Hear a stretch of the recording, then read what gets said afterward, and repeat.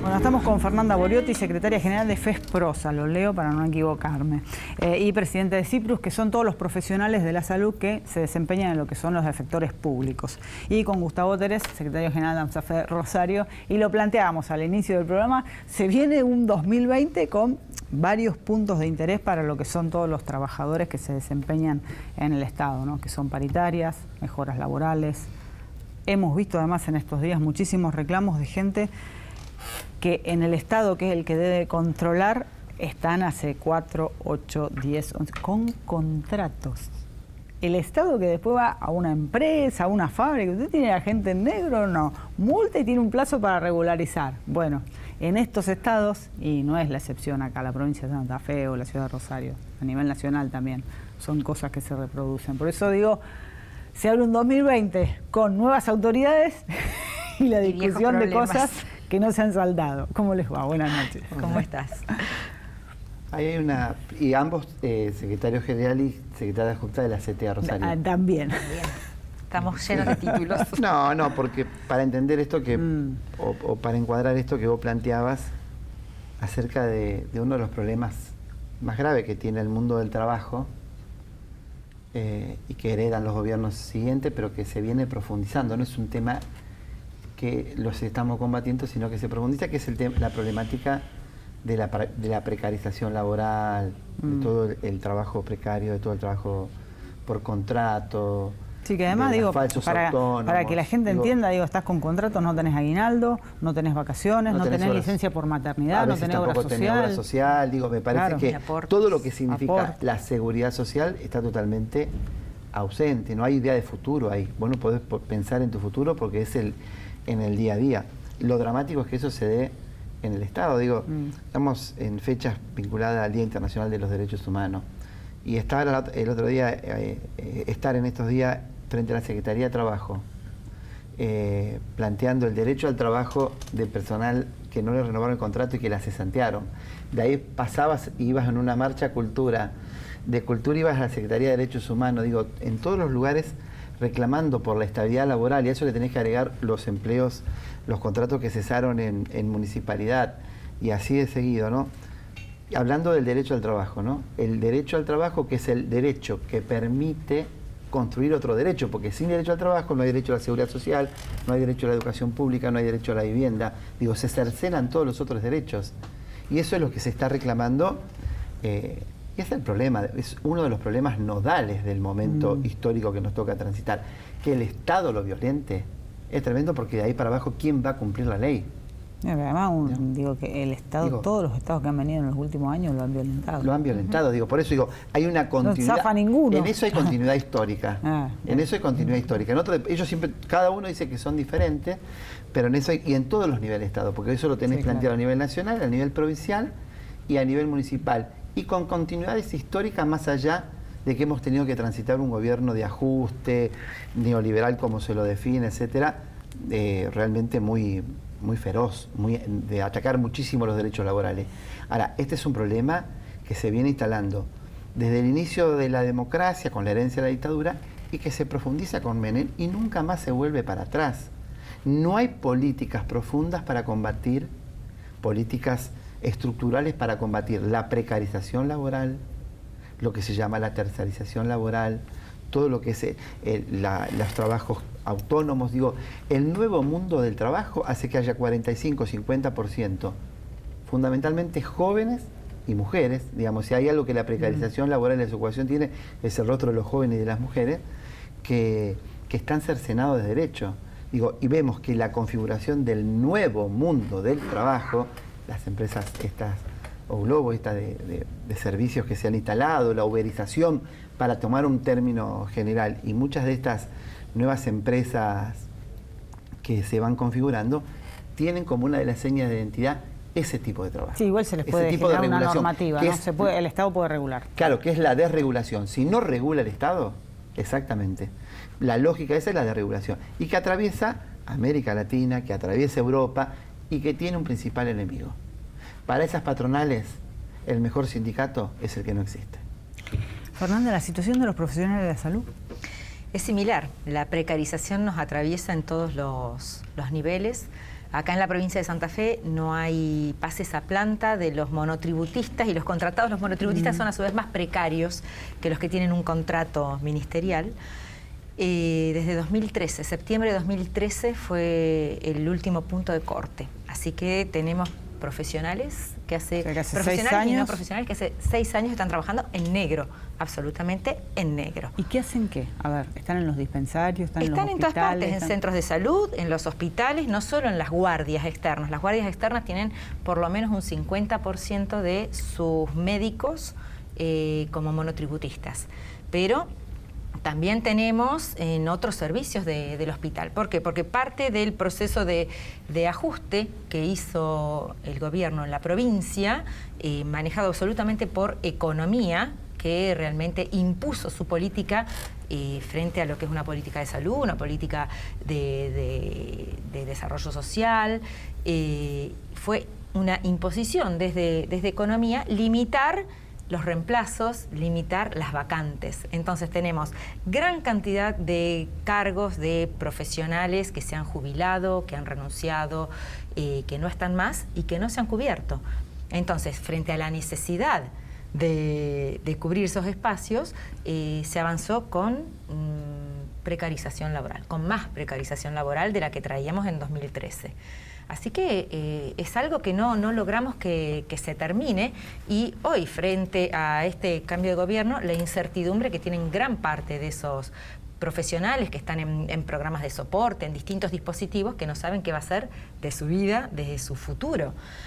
Así que es una precarización en todo sentido y que ha deteriorado fuertemente la percepción del trabajo y la percepción de su vida a los que están en esa situación. Eso a nivel de la provincia de Santa Fe. A nivel nacional tenemos el Hospital Posadas, que es el hospital nacional más grande del país, el único que depende directamente del Ministerio de Salud de Nación, o de la Secretaría hoy, donde en este periodo de los últimos 4 años se ha usado la precarización laboral preexistente, porque hay personas profesionales, hablo específicamente del sector profesional, con 25 años de claro, o sea que ya no es responsabilidad del gobierno de Macri. No. Vienen de mucho años, 25 años. Y que ningún gobierno tuvo interés en avanzar sobre eso. Y bueno, se usó esa base de precarización para los despidos que fueron masivos, que fueron desangrantes para ese efector. Un efector de referencia en una zona como es la zona de Morón, en la provincia de Buenos Aires, y siendo un hospital del tamaño que es el Posadas y que ha sido formador de profesionales y con la importancia que tiene ese sector. O sea que en todos los niveles está esto de abaratar, esto de tener a los trabajadores en esta situación de precariedad, con las características que planteaste vos al principio, sin cargas sociales, sin vacaciones. Bueno. ¿Cómo entra entonces todo lo que son los contratados en el tema de las paritarias? Después se vuelca cuando terminás, digamos, cuando se hace el acuerdo entre el gobierno y lo que es planta permanente de paritaria. ¿Eso se vuelca al contratado? Y me parece que los sindicatos que son sensibles a esa problemática, nosotros tenemos un nivel más bajo, ¿no? Por el sistema de ingreso que tenemos. Lo que en todo caso nosotros tenemos como lógica de la precarización es que es la no creación de cargos, por un lado, ¿no? La falta de cargos. En todo caso, cuando se crea un cargo, no se puede crear un cargo por contrato. Nosotros acompañamos mucho e incorporamos al sistema educativo una parte importante de nueva oportunidad. Y me parece que sí, ahí había empleo precario, por suerte la firmeza de esas trabajadoras y trabajadores y el acompañamiento y el protagonismo de las organizaciones sindicales hizo que eso en una parte importante tuviera un saldo transitorio, pero darle continuidad, insertarlos mucho más en el sistema. A mí me parece una cosa, Fernanda te va a explicar mejor lo de la precarización en términos de contrato. Los sindicatos sensibles lo tienen que hacer cargo porque, digamos, cualquier objetivo del sindicato es trabajar sobre el empleo estable, ya salir del contrato, claro, y pasar a lo que se llama planta permanente, con un sistema de concurso, con un sistema de regulación, digo, con todas cosas que históricamente hemos planteado. yo una advertencia, cuando el comando de las políticas públicas pasa a economía y gobierna economía todas las decisiones, empezamos a sufrir lo que estuvimos sufriendo en esta última etapa. Eso es lo que pasó acá en Santa Fe, con un gobierno progresista. Exactamente. Los 2 últimos años, nosotros en particular, las 3 últimas paritarias, las manejó economía. Salud prácticamente no hablaba, se dejaron de hablar de condiciones de trabajo y de otros temas que realmente son centrales para los trabajadores de salud. Y el único eje de discusión de la paritaria pasó a ser el aumento salarial. Claro, que en la paritaria además no se discute solamente eso, ¿no? ¿Cuánto más vas a cobrar? Se discute la regularización, se discuten las vacaciones, mejoras laborales, mejoras edilicias, tenés un componente de un montón de otras cosas. En la paritaria de los profesionales de la salud, los 3 últimos años no se discutió absolutamente nada, porque la manejó economía. Salud prácticamente no abría la boca. Entonces era una puja directa por el aumento y cuánto se arreglaba y cuánto no, y ningún margen de negociación. Eso fue la realidad. Y respecto a los contratados, siempre nosotros acordábamos en la paritaria que automáticamente el aumento que se daba iba a los contratados y a los monotributistas. Le llegaba un poquito más tarde por el tema de la renovación de los contratos, bueno, siempre alguna cosita le comían, pero con la cláusula gatillo nos dejaron atrás totalmente, porque lo único que se ponía en los contratos era el aumento fijo. En este caso, un 15%. Hoy los monotributistas y los contratados de la provincia de Santa Fe están cobrando respecto a diciembre del año pasado solamente un 15%. La cláusula gatillo, que fue parte de la negociación, no la están cobrando porque el contrato no dice eso. ¿Y hasta dónde ha sido gobernado por economía que no pueden resolver ni siquiera problemas que deberían ser resueltos, vulneración de derechos que deben ser resueltos con un mínimo de sensibilidad y de eficacia, ¿no? Por ejemplo, el caso de estas 9 docentes del lenguaje de señas, 9 meses sin cobrar. Y que van a cobrar ahora y mal y con los sueldos no actualizados. Exacto. Y han tenido que rascar la olla para sacar porque no crearon nunca los cargos, cuando en realidad no tendríamos que estar hablando de 9 docentes del lenguaje de señas. Ya tendríamos que estar hablando, como lo hablábamos previamente, de decenas y de centenares de docentes que estén integrados al sistema educativo para garantizar las políticas de inclusión y de integración. Digo, si hay algo que tiene que hablar el nuevo sistema educativo, es cómo esas políticas de inclusión e integración se realizan a partir de acciones concretas. Sí, docentes especiales. De docentes especiales. Que no hay. No hay es un salto cualitativo que los chicos con discapacidades con alguna discapacidad puedan habitar las escuelas comunes. Que además, ahora eso es un soporte que se necesita. Hay saltos cualitativos en el trabajo, en la explicitación de los derechos. Ahora falta materializarlo. ¿Y cómo se materializa? Con cargos, con formaciones específicas, con un formato escolar distinto que tienen que estar pensando. Faltan muchísimos cargos. La sobrecarga escolar que significa trabajar sobre la integración en las escuelas comunes es realmente muy, pero muy grande. Para los profesores, para las maestras especiales, para las acompañantes, absolutamente para todo. Ahí hay una manera también o hay una forma de precarización laboral y de explotación laboral. ¿Qué expectativas con la nueva ministra de Educación, Adriana Cantero Llanes, que ya tiene experiencia, ya fue ministra en Santa Fe, con respecto a estos puntos? Mira, me parece que hay que contextualizar. En el reportaje anterior hablabas, lo primero que queremos ubicar es que asume un gobierno del Partido Justicialista que ha formado un gabinete con muchas personas con experiencia en la gestión, heredados de gestiones peronistas anteriores que conocen el Estado y a nuestro entender en la caracterización con una impronta conservadora. En primer lugar, la ministra no se sale de ese perfil a nuestro entender. El desempeño de la ministra en momentos históricos anteriores fue un desempeño, a nuestro entender, hostil a la educación pública, con claras definiciones en defensa de la educación privada, con rasgos autoritarios, con una defensa acérrima, ideológica y política de la Ley Federal de Educación, que fue una de las secuelas más graves que tuvo el sistema educativo, uno de los deterioros más graves con el 8º y 9º, la destrucción de las escuelas, la práctica desaparición de las escuelas técnicas que hubo que refundarlas, con políticas muy regresivas en relación a la discusión de la ESI. Bueno, esa es la historia de esta ministra. Estamos en otro tiempo ahora, ¿no? Hay que ver, claro, digo, estamos en otro momento histórico. Nosotros quisiéramos saber cuál es el programa de gobierno del gobernador Perotti. Públicamente, hacia afuera, la campaña se hizo con el boleto educativo gratuito. Lo contaban antes los invitados. De ahí para adelante no sabemos cuáles van a ser las políticas salariales, las políticas de condiciones de trabajo. Digo, la que hace a todos los trabajadores del Estado no la sabemos. Y la que hace al sistema educativo, que tiene que ver con el mantenimiento y las políticas de infraestructura y de creación de nuevas escuelas, las reformas curriculares necesarias, la profundización de las políticas de inclusión e integración. Digo, hay toda una... cómo combatir las tremendas desigualdades en las políticas de inclusión, porque todos los chicos tienen los mismos derechos, pero no todos los chicos después en cada escuela y en cada territorio tienen las mismas posibilidades. Entonces, ¿cómo hacer para gobernar, para combatir esas desigualdades, para poder achicar esas desigualdades? Son políticas integrales. Habrá que ver. Nosotros sí somos firmes en esto.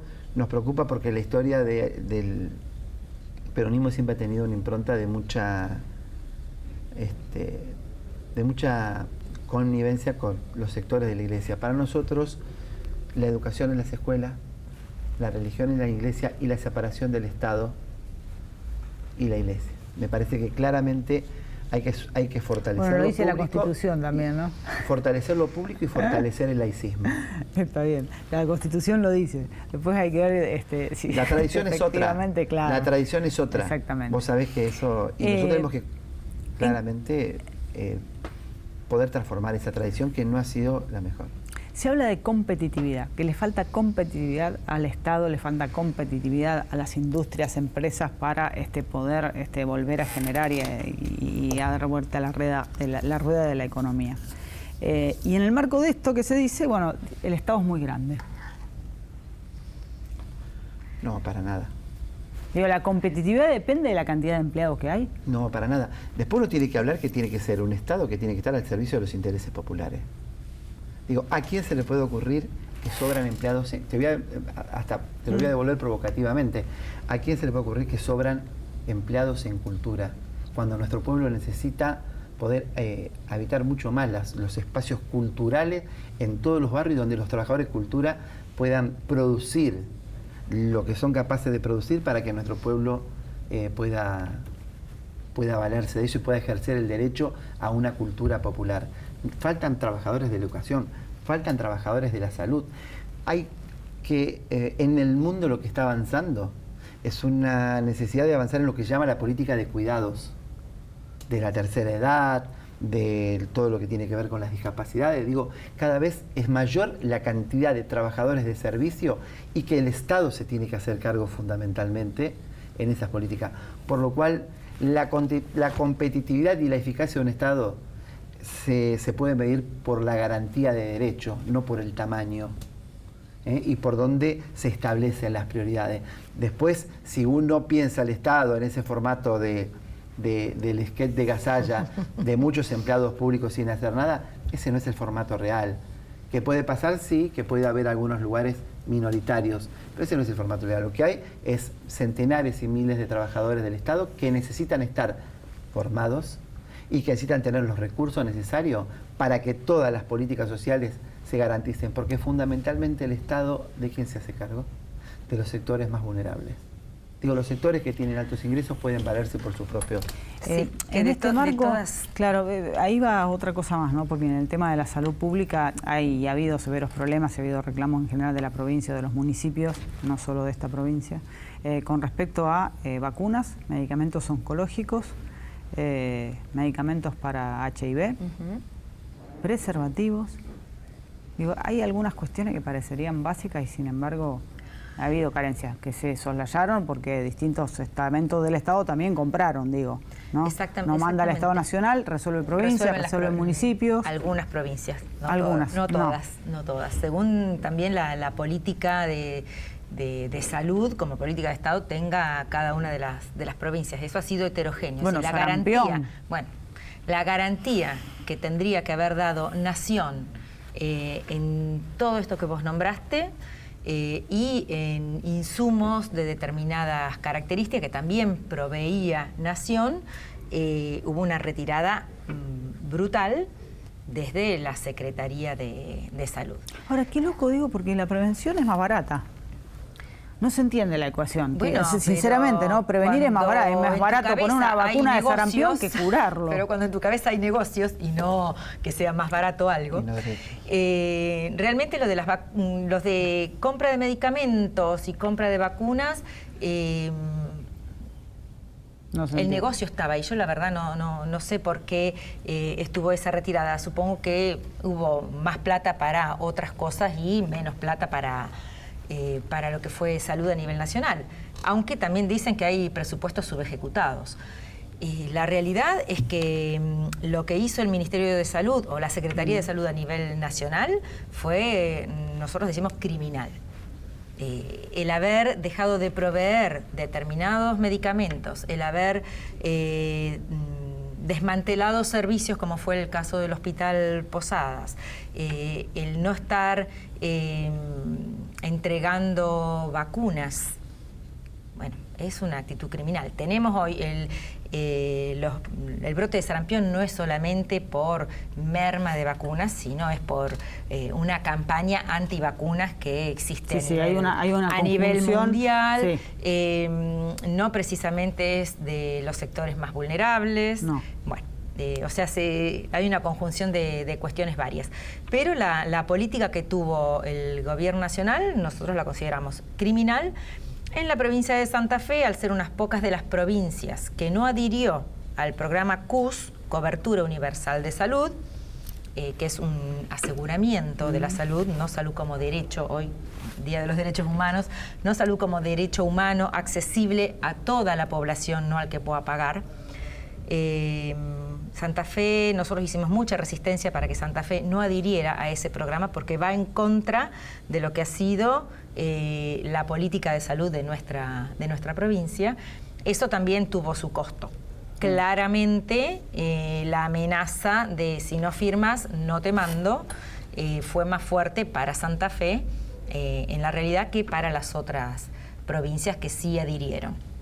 Pero bueno, eso fue una decisión que sostuvimos nosotros como sindicato, nosotros desde CTA, también el programa fuerte de no a la cobertura universal de salud, porque es un retroceso, es más transferencia de fondos del sector público al sector privado y es te cubro hasta acá y si no tenés esta cobertura tenés que pagar. Última, breve, porque ya me queda 1 minuto, 2, cortito. 1 y medio. ¿Cómo creen que va a ser el 2020? Y muy breve.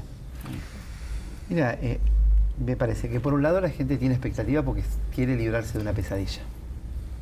De 4 años, donde si hubo una parte importante de la población que puso una expectativa, han sido totalmente frustradas, hay una decepción muy grande y hubo una opción clara para seguir fortaleciendo a los grupos de poder. Entonces hay que dar vuelta a la tortilla. ¿En qué escenario? 50 y pico, 60% de inflación, 40% pobreza, una industria prácticamente devastada donde está inutilizada y hay que volver a poner a producir, indigencia, hay 50% casi de los jóvenes son pobres. Digo, me parece que hay que atacar fuertemente todas las carencias, la desigualdad y la vulneración de derechos. La responsabilidad de los trabajadores no es estar más cerca o más lejos del Estado.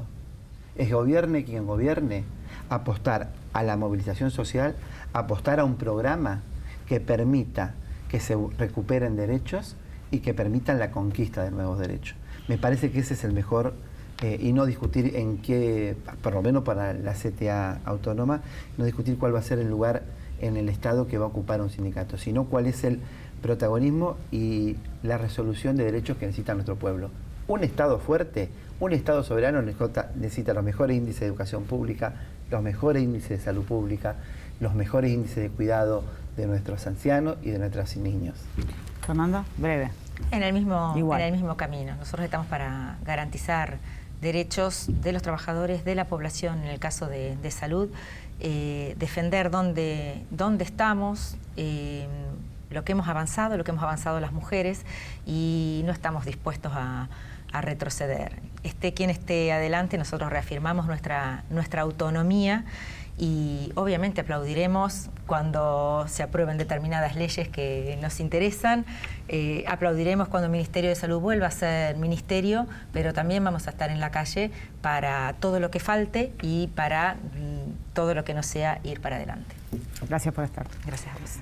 Nos vemos la semana que viene, el próximo martes. Gracias por acompañarnos.